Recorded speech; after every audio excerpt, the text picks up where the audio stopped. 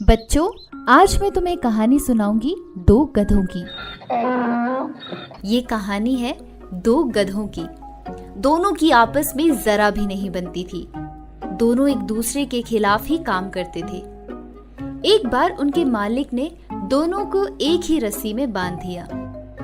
दोनों ने रस्सी खोलने की पूरी कोशिश करी, लेकिन काफी देर के बाद जब वो रस्सी नहीं खोल पाए तो थककर बैठ गए। एक साथ बैठे बैठे कुछ देर बाद दोनों को भूख लगी, लेकिन आसपास खाने के लिए तो कुछ भी नहीं था। दोनों खाने की तलाश में निकले। वो खाने की तलाश में एक दूसरे से अलग दिशा में जाने लगे, लेकिन रस्सी बंदी होने के कारण ना जा सके।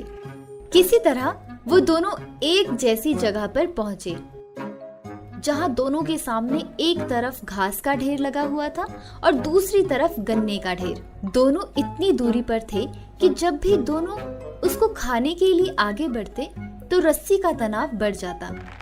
गला दबने के कारण वो अपने मनपसंद खाने की तरफ नहीं पहुंच पा रहे थे।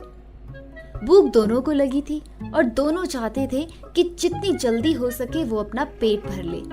अब दोनों सोचने लगे कि क्या किया जाए। दोनों अपनी अपनी जिद पर अड़े हुए थे कि दोनों एक दूसरे से पहले खाएंगे। वक्त बीतता जा रहा था, लेकिन दोनों झुकने का नाम ही नहीं ले रहे थे। भूख एक ऐसी चीज है जिसे कोई भी ज्यादा देर तक बर्दाश्त नहीं कर सकता।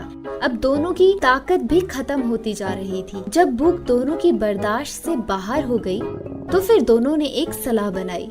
उस सलाह के अनुसार पहले एक गधे ने घास खाई और उसके बाद दूसरे ने गन्ने खाए और खाकर अपनी भूख मिटाई। इसके बाद वे समझ गए थे कि विपरीत परिस्थितियों में हमें अपना धैर्य नहीं खोना चाहिए। तो बच्चों, इससे हमें क्या शिक्षा मिलती है कि एकता में बल है, लेकिन ये बल शारीरिक की जगह मानसिक हो तो उसका असर कई गुना ज्यादा होता है।